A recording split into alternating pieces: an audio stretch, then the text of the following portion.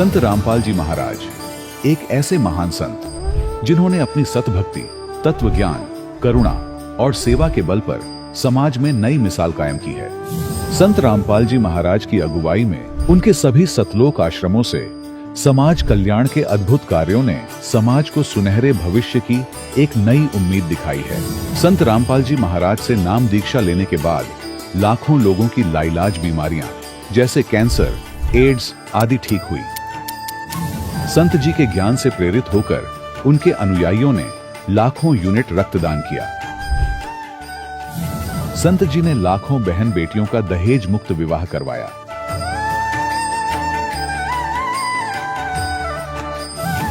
संत जी ने लाखों लोगों का नशा छुड़वाया, करोड़ों उजड़े परिवार बसे। संत जी के आश्रमों में समागम के दौरान निःशुल्क नेत्र चिकित्सा, दंत चिकित्सा प्रदान की जाती है। संत रामपाल जी महाराज द्वारा समय समय पर पर्यावरण संरक्षण के उद्देश्य से बड़े स्तर पर वृक्षारोपण किया जाता है। संत जी ने जरूरतमंदों को तत्काल राहत पहुंचाने के लिए एम्बुलेंस सेवा शुरू की।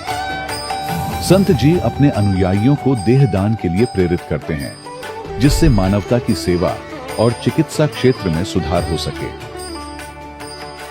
संत रामपाल जी महाराज के सभी आश्रमों में हर रोज निःशुल्क भंडारा आयोजित किया जाता है, जहां हर वर्ग, हर जाति और हर धर्म के लोग एक साथ बैठकर भोजन करते हैं।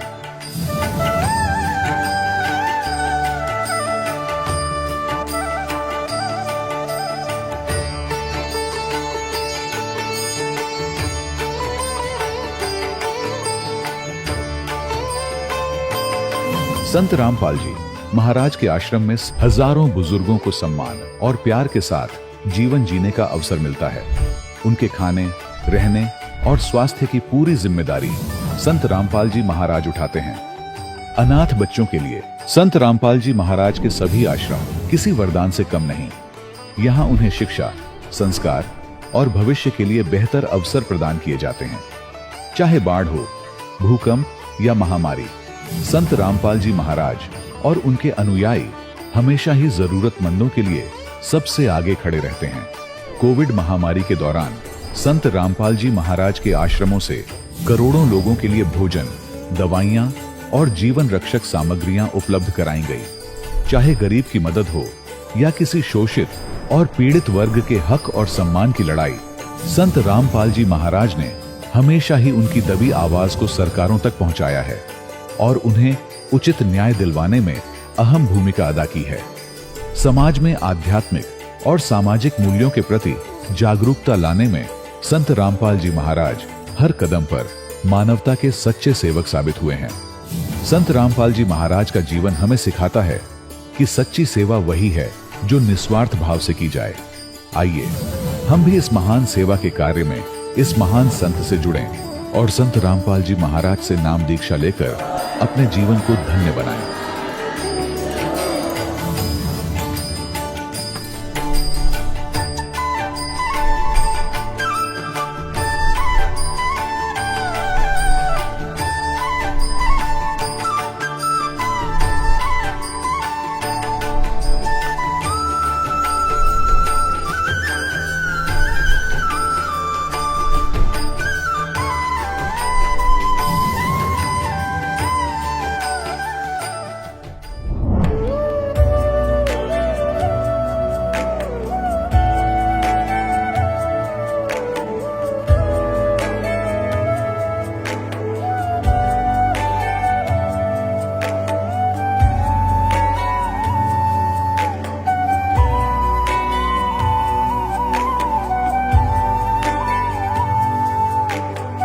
प्रभु राम, देव, भगवान, अल्लाह, खुदा, ईश आदि नाम एक ही शक्ति के हैं।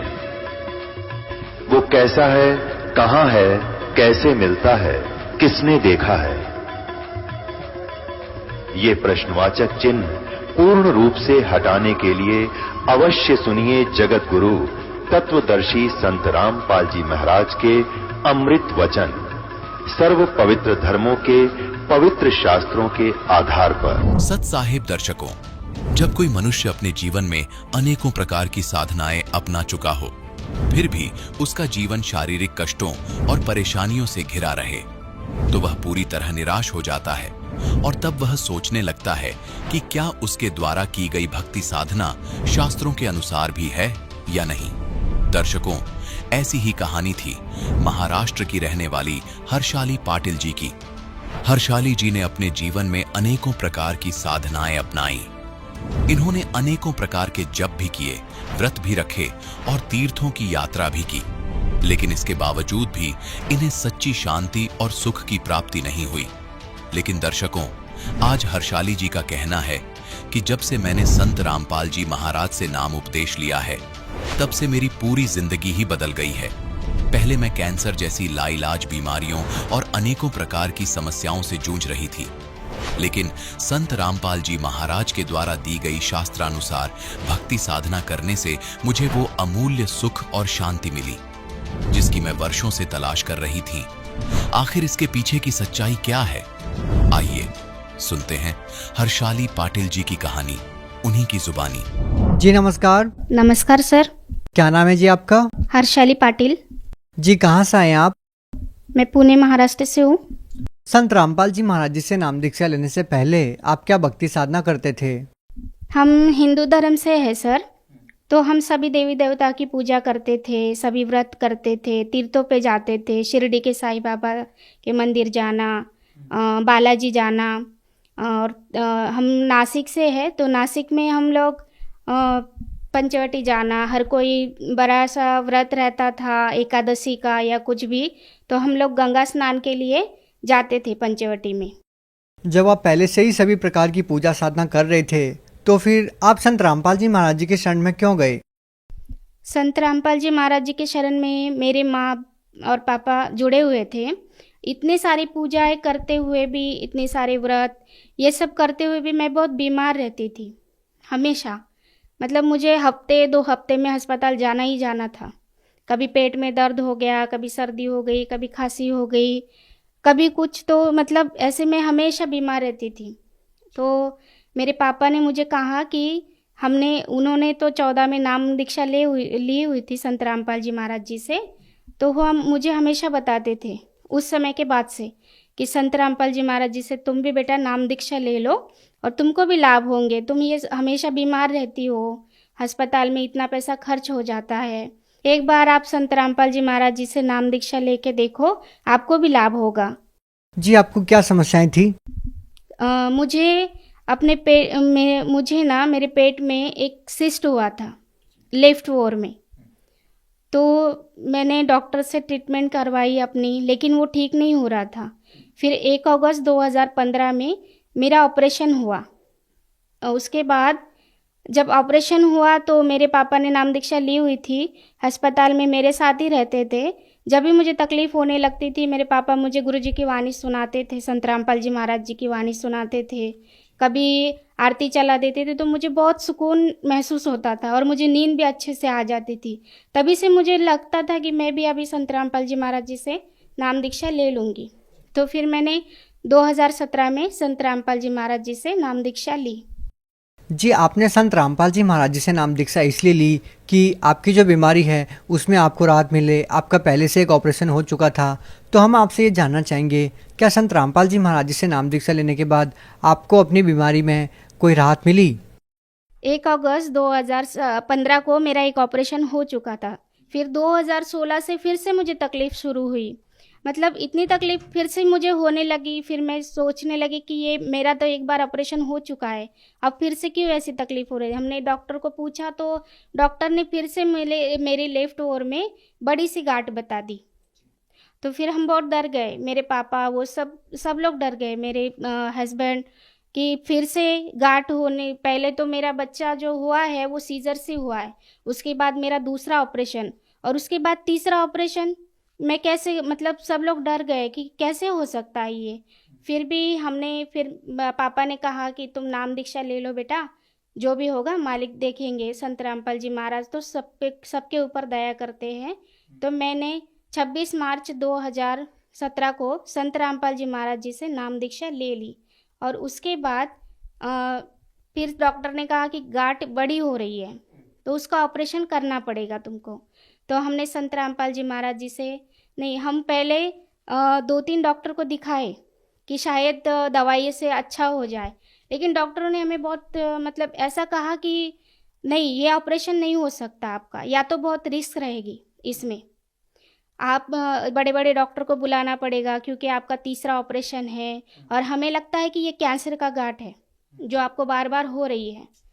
तो उन्होंने कैंसर का बता ही दिया था, लेकिन फिर हमने संत रामपाल जी महाराज जी से प्रार्थना की।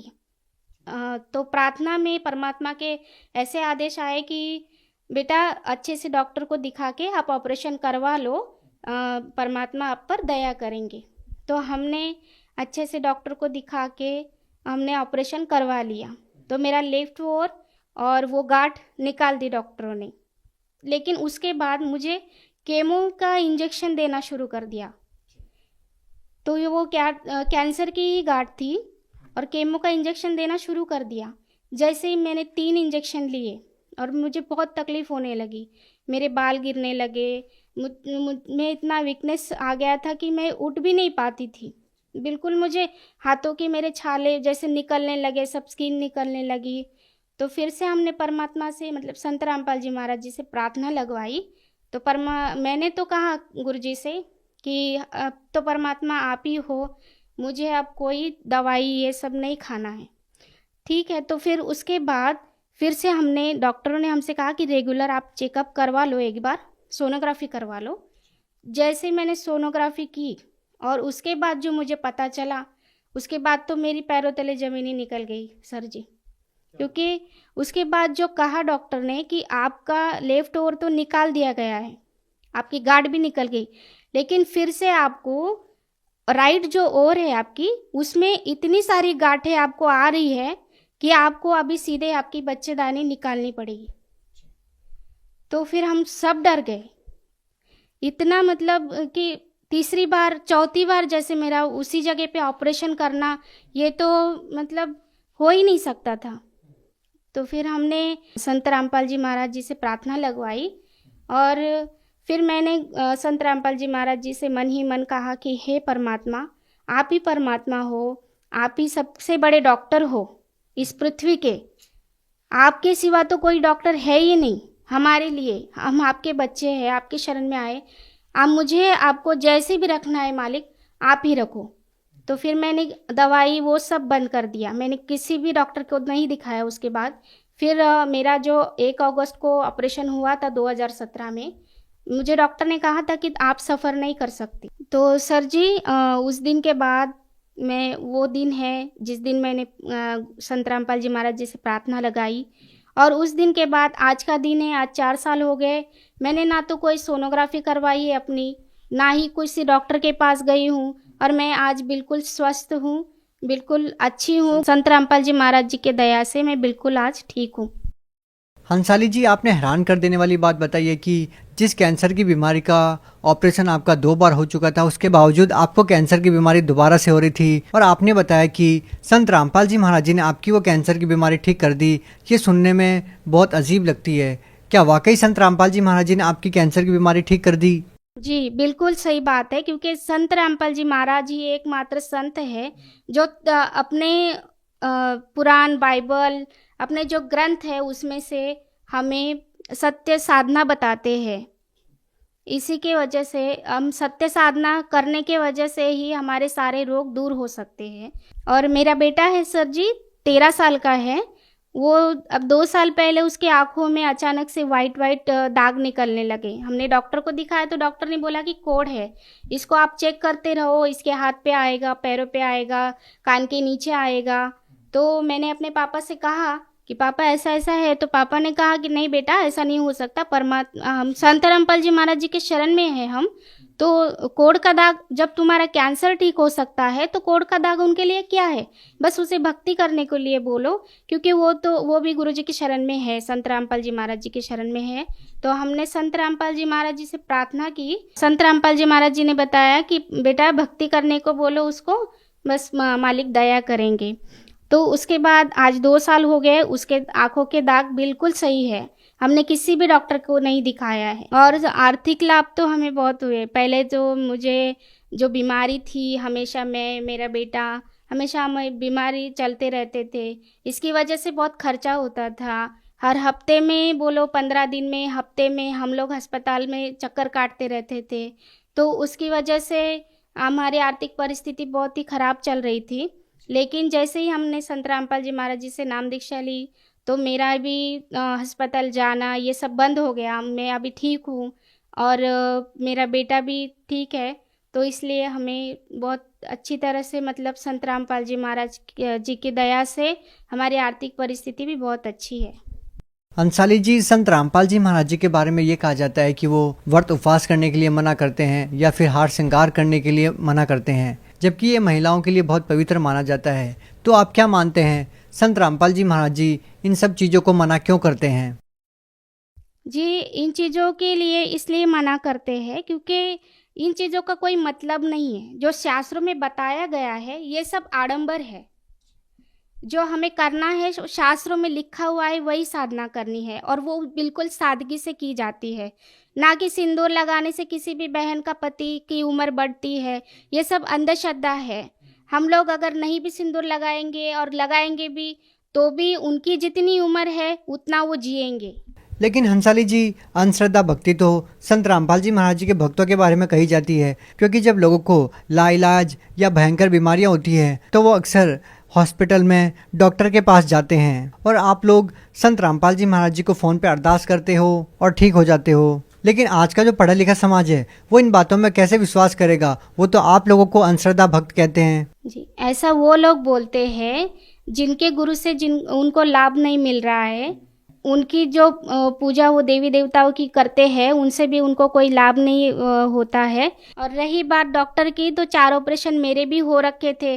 मैं तो कैंसर की बीमारी से जूझ रही थी, फिर भी मैंने संत रामपाल जी महाराज जी से नाम दीक्षा लेने के बाद मुझे लाभ हुआ। मेरा आज कैंसर बिल्कुल ठीक है और मैं बिल्कुल स्वस्थ हूँ। आपको भी इस तरह के लाभ चाहिए तो आप भी संत रामपाल जी महाराज जी के शरण में आके देखिए, आपको भी लाभ मिलेगा। आप भगत समाज को क्या संदेश देना चाहते हैं?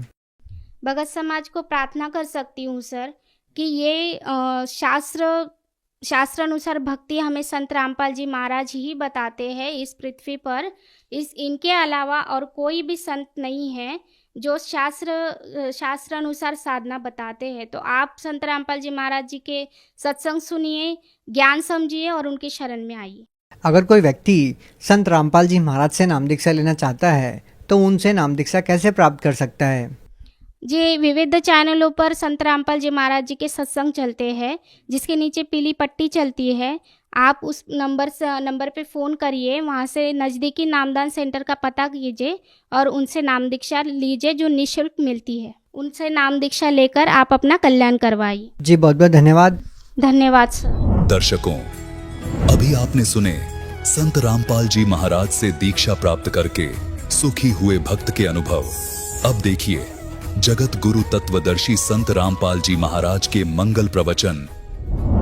अपनी साधना को बना करता है, केवल उसकी भक्ति करो। अब यहाँ जो प्रसंग चल रहा है ये क्या कह रहा है? यदि ब्रह्मा विष्णु महेश से ऊपर उठकर मेरी भी साधना करें, इनसे अच्छा लाभ तो मैं दे दूं। ये मेरी साधना करने वाले इनसे तर जाते हैं, इनसे ऊपर उठ जाते हैं, इनकी भक्ति नहीं करते, वो ब्रह्मलोक प्राप्त करते हैं। ये देखिएगा, अब 7वां अध्याय का हम अब 14वां श्लोक पढ़ रहे हैं। क्योंकि यह अलौकिक अर्थात अति अद्भुत त्रिगुण में ही मेरी माया, रजगुण ब्रह्मा सतगुण विष्णु तमगुण शिव जी द्वारा फैलाया गया जाल बड़े दुस्तर है, और जो पुरुष मुझको ही निरंतर भजते हैं वो इस माया का यानी ब्रह्मा विष्णु महेश से ऊपर उठ जाते हैं, मेरे वाला लाभ प्राप्त करते हैं। 15 माया के द्वारा ब्रह्मा विष्णु महेश की साधना तक और इन्हीं से मिलने वाले लाभ पर जो दृढ़ हो चुके हैं और कोई सुनने को तैयार नहीं, उनके विषय में कहा है। जो इनके उपासक हैं तीनों गुणों के, ब्रह्मा विष्णु महेश के, माया के द्वारा जिनका ज्ञान हरा जा चुका है।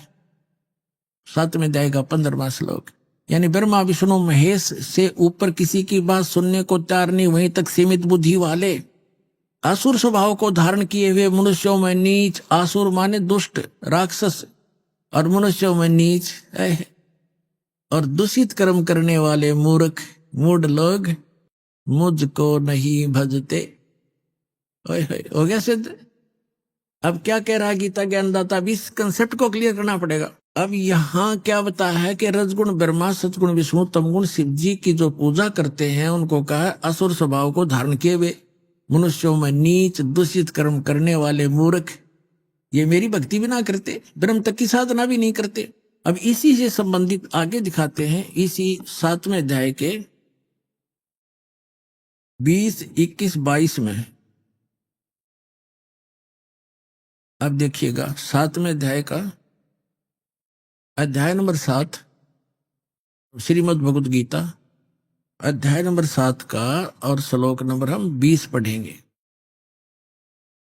उन भोगों की कामना द्वारा जिनका ज्ञान हरा जा चुका है, ब्रह्मा विष्णु महेश से मिलने वाले जो अक्षणिक लाभ हैं वहीं तक सीमित है, जिनकी बुद्धि अपने स्वभाव से प्रेरित होकर उस नियम को धारण करके अन्य देवताओं को भजते हैं, पूजते हैं, ब्रह्म को छोड़कर ब्रह्मा विष्णु महेश की पूजा करते हैं। आगे देखो 21 में, भक्त जो भक्त जिस देवता के स्वरूप को श्रद्धा से पूजना चाहता है उस भक्त की श्रद्धा में उसी देवता के प्रति स्थिर करता हूं।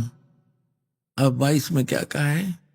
वह पुरुष उस श्रद्धा से युक्त होकर उस देवता का पूजन करता है और उस देवता से मेरे द्वारा ही विधान किए हुए उन इच्छित भोगों को निसंदेह प्राप्त करता है।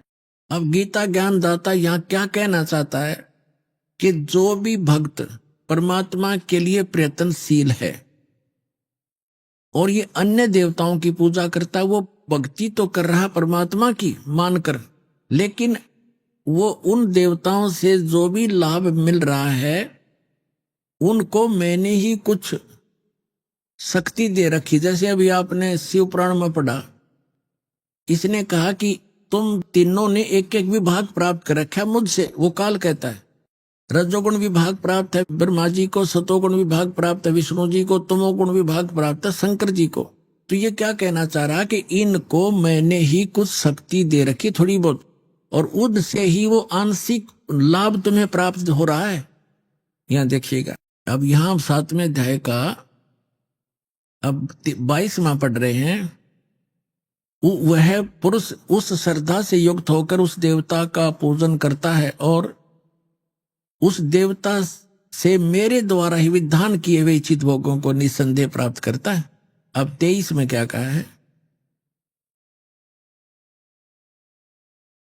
परंतु उन अल्प बुद्धि वालों का, अल्प बुद्धि माने मंद बुद्धि वालों का यानी मूर्खों का, वह फल नाशवान है और देवताओं को पूजने वाले देवताओं को प्राप्त होते हैं, मेरा भक्त मुझको प्राप्त होता है। ये जैसे चाहे बजे, ये गलत क्या अनुवाद इन्होंने, ये नहीं, मेरा भक्त मुझको ही प्राप्त होता है। अब इससे स्पष्ट हो गया कि ब्रह्मा विष्णु महेश की जो पूजा करते हैं उनको ये काल गीता ज्ञानदाता मना करता है कि राक्षस स्वभाव को धारण किए हुए मनुष्यों में नीच और दूषित कर्म करने वाले मूर्ख मेरी भक्ति भी ना करते। अब इनको ऐसा क्यों कहा? यहां थोड़ा सा प्रमाण देना पड़ेगा। जैसे हिरण्यकशिपु ने रजगुण ब्रह्मा की पूजा साधना की थी और उससे को सिद्धि प्राप्त करके वो पंसारी बन बैठा एक हल्दी की गांठ से, अपने पुत्र प्रहलाद का शत्रु बन गया, ना जाने कितनी यातनाएं उस मासूम बच्चे को दी और अंत में राक्षस कहलाया और कुत्ते वाली मौत मारा गया। अब यहां सूक्ष्म वेद में परमात्मा ने कहा कि ब्राह्मण बाणा कर्म कसाई हिरणा कुछ छाती तुड़वाई, राक्षस कहलाया ब्रह्मा जी का रजोगुण का उपासक। फिर दूसरे नंबर पर हम लेते हैं शंकर भगवान को, तमोगुण के उपासक थे कौन? रावण। रावण जैसी उपासना वर्तमान का कोई भी शिव उपासक नहीं कर सकता, जिसने अपने यहां से दड़ काट के भगवान के समर्पित कर दी थी और जैसा किया वैसा ही दे भी दिया, वर्क डन दे सकते हैं ये। लेकिन अंत में राक्षस कहलाया, अपने ही मां को उठा लाया, यानी शिव के बड़े भाई श्री विष्णु जी की पत्नी अर्थात श्री रामचंद्र की पत्नी सीता को उठा लाया और पत्नी बनाने की कुचेष्टा कर रहा था। इससे बुरा कर्म और क्या करेगा प्राणी। और कुत्ते वाली मौत मारा गया, राक्षस कहलाया। एक भस्मा गिरी नाम का शिव का उपासक था और भगवान शिव के मकान के सामने कैलाश पर्वत पर सिरासन लगाकर तपस्या करने लग गया। ऊपर को पैर नीचे न सिर।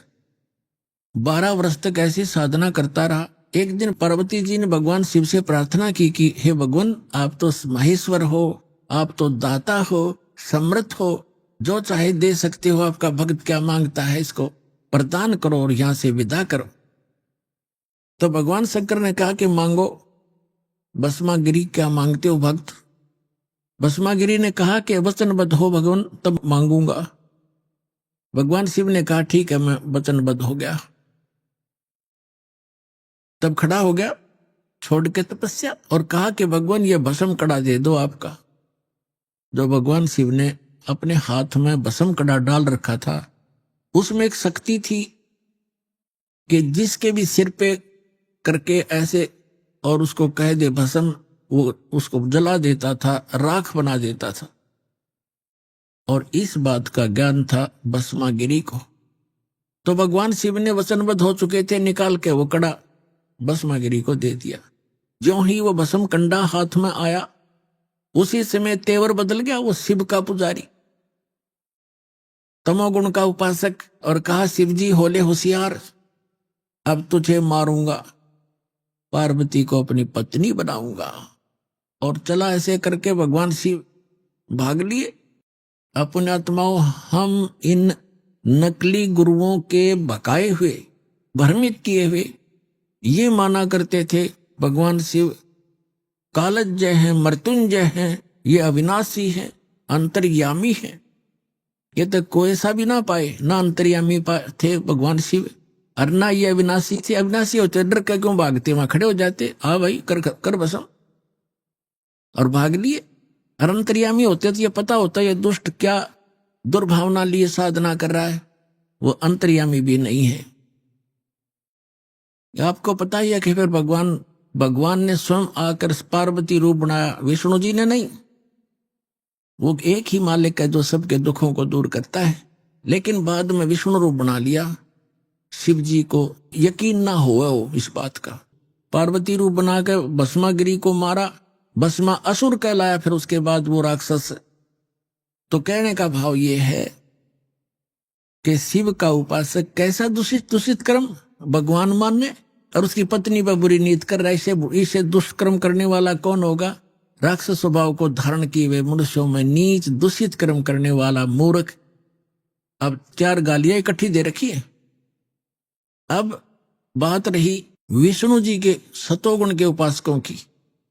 एक बार कुंभ का मेले की पर भी लगी हरपेड़ी हरिद्वार में, और वहां उस समय जब ये पर भी लगती है स्नान की, कुंभ के मेले की, तो सभी गिरी अलग से पूरी न्यारे, कनपाड़े अलग से, नागा न्यारे, वैष्णो अलग से और नाथ, ये सभी अलग अलग जाकर के अपने अपने ग्रुप में अपने प्रमुख के साथ खड़े वहां बैठ जाते हैं।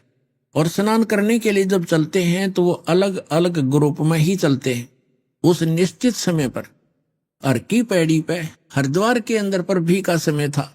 सबसे पहले नागा, ये भी तमोगुण शिव के उपासक है, ये जाकर के हर की पैड़ी पे छा गए, कोई 1000, 50, 60 हजार की संख्या में। उधर से पीछे से सतोगुण के उपासक वैष्णो आगे। उन वैष्णो ने आकर नागाओं से कहा कि नागाओं, तुम बाद में स्नान करना, हम श्रेष्ठ हैं, सर्वश्रेष्ठ हैं, हम सतोगुण विष्णु के उपासक हैं और पहले हम स्नान करेंगे। अब नागा कहने लगे नहीं, हम सर्वश्रेष्ठ हैं, हम त्यागी और बैरागी हैं, हम वस्त्र भी ग्रहण नहीं करते, हम सर्वश्रेष्ठ हैं, हम कोई इच्छा नहीं रखते। तो वैष्णो उपासकों ने फिर से दोहरा दिया कि तुम काहे के श्रेष्ठ हो, तुम टट्टी के हाथ भी नहीं धोते, राख लपेटे रहते हो, पशु की तरह नंगे फिरते हो, सरड फरडो, तो बाहर आओ, प्रथम हम स्नान करेंगे। अब वहां स्नान सनून तक भूल बाल गए, वह आपस में लड़ मरे तलवार निकाल लाए, कोई छुर्रे घोंप दे, एक दूसरे को मुंह से काटे और उसके बालों को पकड़ा है, बुरा हाल मचा दिया, कत्ले आम कर दिया। कहते हैं 25,000 ये त्रिगुण उपासक, ये ब्रह्मा विष्णु शिव के उपासक वहां कट कर मर गए। इसके विषय में सुख संवेद में परमात्मा ने कहा है, तीर तुपक तलवार कटारी जम दड़जोर बधावे हैं, हर पैड़ी हर हेत नहीं जाना, और वहां जा तेग चलावे, काटे शीस नहीं दल करुणा ये जग में साध कवावे हैं, और जो जन इनके दर्शन को जावे उनको भी नरक पठावे। क्या बताया कि काटे शीस, तीर तुपक तलवार कटारी अन्यों के डट के लठ बजावे हैं, और हर पैड़ी हर हेत नहीं जाना। वैसे तो हर की पैड़ी कहे, भगवान की छाती पे कत्लेआम कर दिया इन मूर्खों ने। और काटे शीस नहीं दिल करुणा, दिल में दया नहीं नालायकों के, और काटे शीस एक दूसरे को काट डाला, और नहीं दिल करुणा जग में संत कवावे हैं, और जो जन इनके दर्शन जावे, यानी इनका अनुयायी जो बन गया उनको भी नरक पठावे। तो पुण्यात्माओं, इससे सिद्ध हो गया श्रीमद् भगवत गीता अध्याय नंबर 7 के श्लोक नंबर 12 से लेकर 15 का ये सारांश हो गया कि इन तीनों गुण, रजगुण ब्रह्मा, सतगुण विष्णु, तमगुण शिव जी के जो उपासक हैं, इनकी साधना नहीं करनी चाहिए। श्रीमद् भगवत गीता ये सदग्रंथ बताता है, इनकी साधना करने से कोई मोक्ष नहीं होता, उल्टा ये इनको ऐसी उपमा दी है जो आपको वर्णित की बार बार कहना अच्छा नहीं लगता। तो यहां भगवान कहा करते थे, तीन देव की जो करते भक्ति, उनकी को देना होवे मुक्ति, गुण तीनों की भक्ति में ये भूल पड़ो संसारे, कह कबीर निज नाम बिना कैसे उतरो पारे।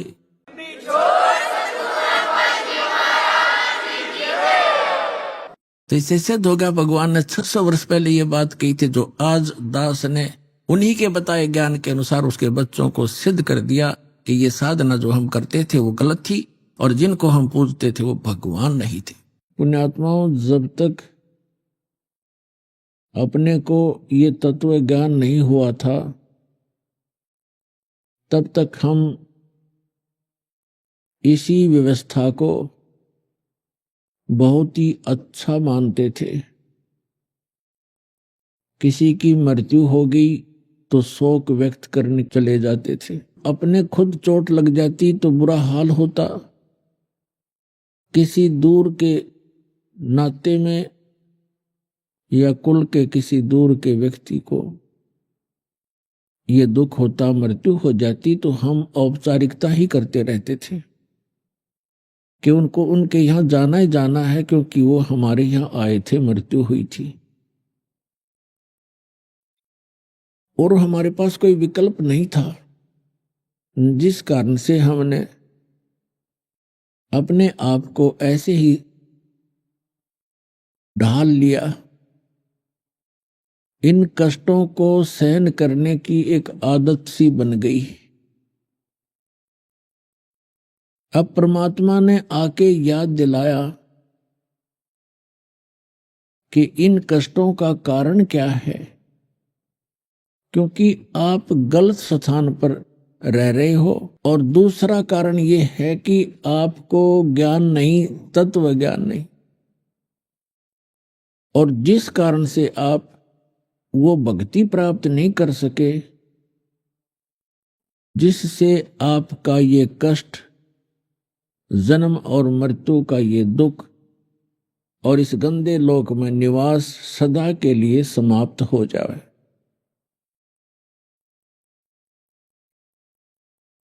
उस ज्ञान को स्वयं बताने के लिए परमेश्वर अपने निज धाम से आते हैं, जहां हम और आप पहले रहा करते थे।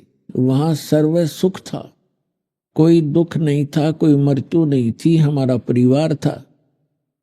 हम परिवार को लेकर ही डूब गए, सह परिवार यहां आ गए इस काल भगवान पर आसक्त होकर के। हमने सोचा वहां कुछ और अच्छी व्यवस्था होगी।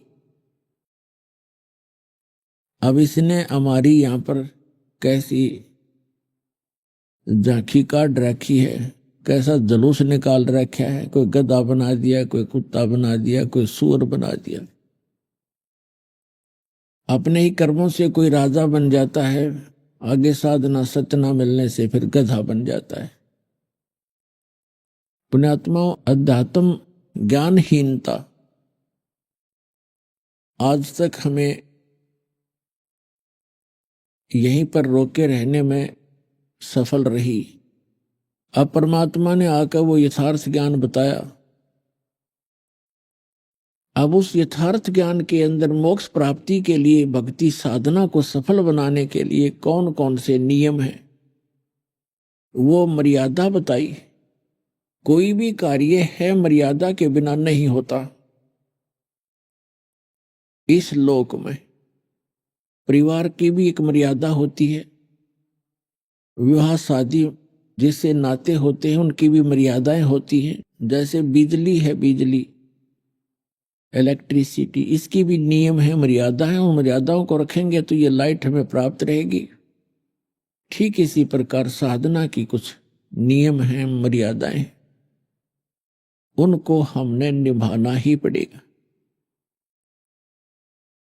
इनमें सबसे प्रथम है कि गुरु की आवश्यकता होती है। किसी भी भक्त की साधना गुरु के बिना सफल नहीं हो सकती। और गुरु भी पूरा हो, इनकम्प्लीट गुरु से बात नहीं बनेगी। ज्ञान पूरा हो, पूरा गुरु मिलेगा तो आपको सारी वस्तु ही संपूर्ण मिलेंगी, क्योंकि पूरे का काम पूरा ही होता है। अब गुरु के बिना बात बने नहीं। परमात्मा ने स्वयं आकर के ज्ञान दिया है कि आप जी श्री राम और श्री कृष्ण जी को तो बहुत ही समर्थ मानते हो, और उन्होंने भी गुरु बनाने पड़े। श्री रामचंद्र जी ने वशिष्ठ ऋषि से उपदेश लिया, दीक्षा ली, और तब वो सब लोग जा सके। श्री कृष्ण जी ने दुर्वासा जी से दीक्षा ली, उनके शिष्य बने, तब वो सब लोग जा सके। श्री कृष्ण जी के गुरु के बारे में संदीपनी ऋषि और बीच में आता है। संदीपनी ऋषि से उनको अक्सर ज्ञान हुआ था, जैसे टीचर होते हैं पढ़ाई वाले, शिक्षा वाले, और एक होते आध्यात्मिक टीचर गुरु। तो संदीपनी उनके अक्सर ज्ञान कराने वाले गुरु थे, और दुर्वासा जी उनके अध्यात्म मार्ग के गुरु थे। तो परमात्मा कहते हैं कबीर जी, राम कृष्ण से कौन बड़ो, उन्हू भी गुरु कीन, तीन लोक के वे धनी, गुरु अग अदीन। कि श्री राम और कृष्ण जी ने भी गुरु बनाने पड़े, तो आप बगैर गुरु की साधना कर रहे हो। तो समझदार को इतना ही संकेत बहुत है। फिर बात रही पूरे गुरु की, तो पूरे गुरु की पहचान क्या है? परमेश्वर ने स्वयं ये ज्ञान बताया है, उसकी पहचान बताई है, हमारे सदग्रंथों के अंदर भी वो प्रमाणित है। सतगुरु के लक्षण कहूं, मधुरे बचन विनोद, चार वेद सठ शास्त्र वो कहे 18 बोध।